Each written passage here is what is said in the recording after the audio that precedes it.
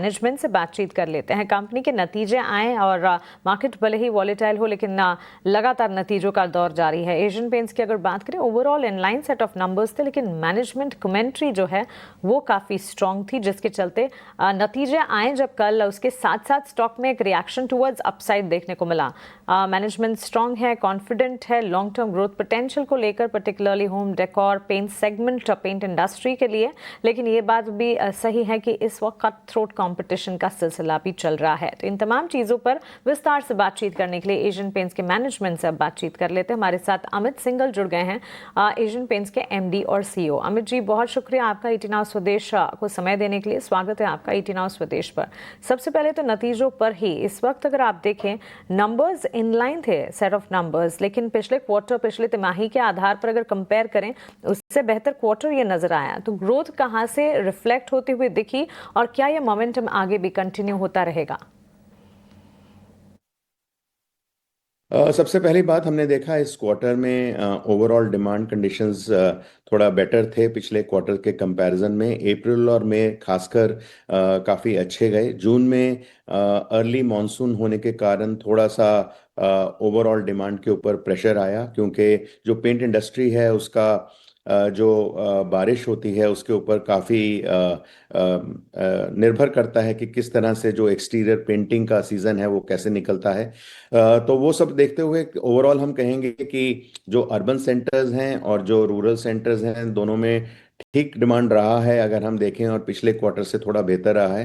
Company ने भी बहुत सारे स्टेप्स लिए हैं, चाहे वो नए प्रोडक्ट्स के माध्यम से हैं, चाहे वो नई नई ब्रांड कम्युनिकेशन हमने रखी है, और नए हमारे इनिशिएटिव्स जिसमें हम अपने सारे जो स्टेक होल्डर्स हैं उनको साथ लेके चलें। इन सब को देखते हुए जो परफॉर्मेंस रहा है वो डेफिनेटली अच्छा रहा है, जिसमें हमने वॉल्यूम ग्रोथ 4% निकाला है, और जो ओवरऑल हमारा जो ग्रोथ आया है कंसोलिडेटेड लेवल पे वो ऑलमोस्ट एट बेस है। तो मैं समझता हूं कि आने वाले टाइम में हम इस चीज़ को आगे और बढ़ा सकेंगे और बेहतर कर सकेंगे। बिल्कुल अमित जी, साथ ही इसके अलावा वॉल्यूम्स के फ्रंट पर भी अगर आप देखें, गुड वॉल्यूम ग्रोथ कंपनी ने रजिस्टर किया है, ऑलमोस्ट 4% ड्यूरिंग द क्वार्टर। लेकिन कब तक आपको लगता है कि वॉल्यूम ग्रोथ के सिनेरियोज जो हैं वो डबल डिजिट में नजर आएंगे? देखिए, अगर हम ओवरऑल करंट क्वार्टर देखें तो डेफिनेटली जो रूरल और अर्बन सेंटर्स में हमें थोड़ा डिमांड देखने को मिल रहा है, किंतु अभी ये मॉनसून्स का टाइम है, और हमें ये देखना होगा कि किस तरह से जो फेस्टिव सीजन है, इस बार थोड़ा शॉर्ट दिवाली है, किस तरह से फेस्टिव सीजन का रिटेल निकल के आता है। जैसे हम देख रहे हैं इस क्वार्टर को डेफिनेटली सिंगल डिजिट वॉल्यूम और वैल्यू ग्रोथ की तरफ हम अग्रसर हैं, और आगे वाले सेकेंड हाफ में हम देखेंगे कि इस तरह से डिमांड कंडीशंस निकलती हैं और किस तरह से ओवरऑल एनवायरनमेंट बनता है। उस हिसाब से हम आधारित करेंगे कि जो सेकेंड हाफ में है वो किस तरह से ग्रोथ रहेगी, किस तरह से हम आगे बढ़ेंगे। परंतु जो करंट क्वार्टर है उसको देखते हुए अभी हम सिंगल डिजिट वैल्यू और वॉल्यूम ग्रोथ की तरफ अग्रसर हैं। एब्सोल्युटली मिस्टर सिंगल, अब डिमांड सिनेरियोज की अगर बात करें, किस तरह की डिमांड नजर आई जुलाई के महीने में and the quarter gone by? Also नतीजों के फ्रंट पर जो डिमांड सिनेरियोज रिफ्लेक्ट होते हुए नजर आए, और साथ ही earlier this year festive season की भी शुरुआत हो जाएगी, तो डिमांड के लिहाज से किस तरह के सेंटिमेंट्स डेवलप होते हुए आप एंटिसिपेट कर रहे हैं?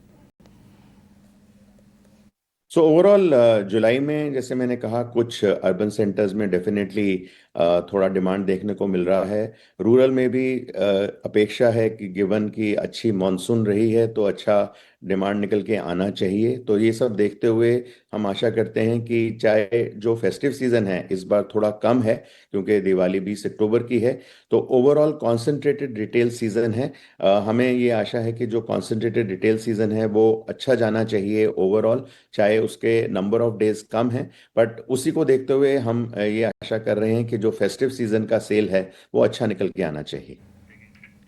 बिल्कुल अमित जी, रिसेंटली ही एक बड़ा एक्विजिशन आपकी इंडस्ट्री में देखने को मिला था, जहां जेएसडब्ल्यू पेंट ने एक्जो नोबल को अक्वायर किया था।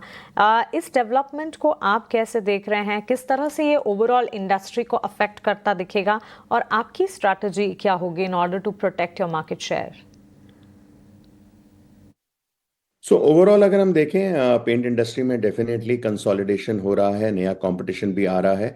उस सबको देखते हुए आई थिंक ये इंडस्ट्री का जो ओवरऑल दृष्टिकोण है वो काफ़ी कॉम्पिटिटिव एनवायरनमेंट है, वो जो कि रहेगा। हम समझते हैं कि आज एशियन पेंट्स की जो अपनी ब्रांड स्ट्रेंथ्स हैं, अपनी डिस्ट्रीब्यूशन स्ट्रेंथ्स हैं, और जो हमारी स्टेक होल्डर्स के साथ पार्टनरशिप्स हैं, वो बिल्कुल बरकरार रहेंगी, वो आगे जाके और निखरेंगी।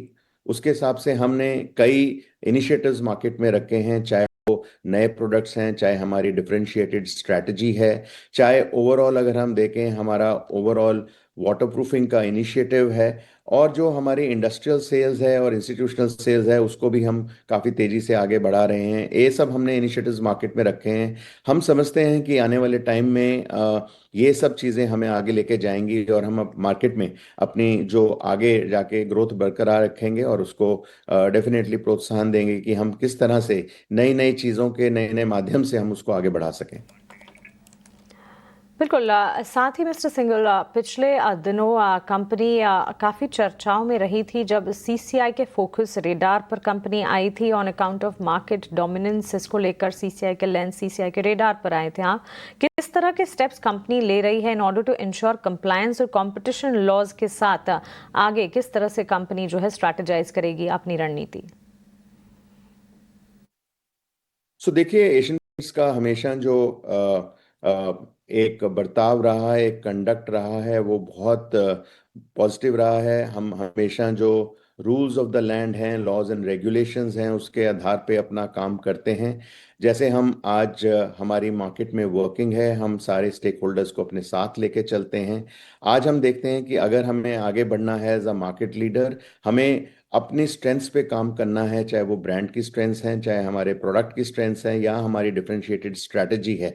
तो हम समझते हैं कि ये चीज़ें मार्केट में चलती रहती हैं। पहले भी एक ऐसा कंप्लेंट हमारे ऊपर हुआ जिसमें कि हमें बिल्कुल क्लीन चिट मिला उसके आगे जाने के लिए। तो हम समझते हैं कि ये चीज़ें जो मार्केट में चलती रहेंगी, हमें ये देखना है कि जो हमारा कंडक्ट है, जो हमारा बर्ताव है, जो हमारा डिसिप्लिन है, और जो हमारा ओवरऑल पॉलिसी है, वो हम उस आधार से चलें, ताकि हम बिल्कुल एक सीमित ढंग से आज फ्यूचर की तरफ प्रोग्रेसिव हो रहे हैं।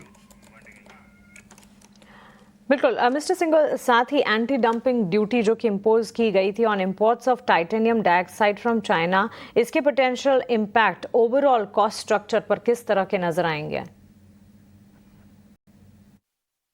अगर हम अभी बात करें इमीडिएटली, तो जिस तरह से टाइटेनियम डाइऑक्साइड जो क्रिटिकल रॉ मटेरियल है, उसके ऊपर डेफिनेटली जो एडीडी लगा है उसका डेफिनेटली इम्पैक्ट आएगा।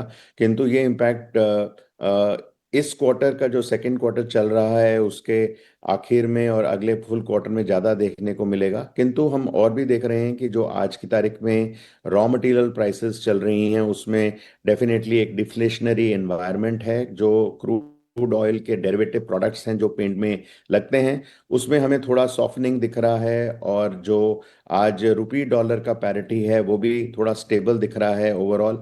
किंतु हमें देखना पड़ेगा कि आने वाले टाइम में किस तरह से जो ओवरऑल अदर रॉ मटेरियल्स हैं उनका प्राइस बिहेव करता है, और जो टाइटेनियम डाइऑक्साइड में इंक्रीज है वो उसको कैसे बैलेंस करता है। ये देखते हुए उस आधार पे हम करेंगे निर्धारित कि भी किस तरह से हम प्राइसिंग आगे बढ़ाएं, किस तरह से उसको चेंज लेके जाएं। पर अभी के लिए कोई चेंज नहीं लगता है।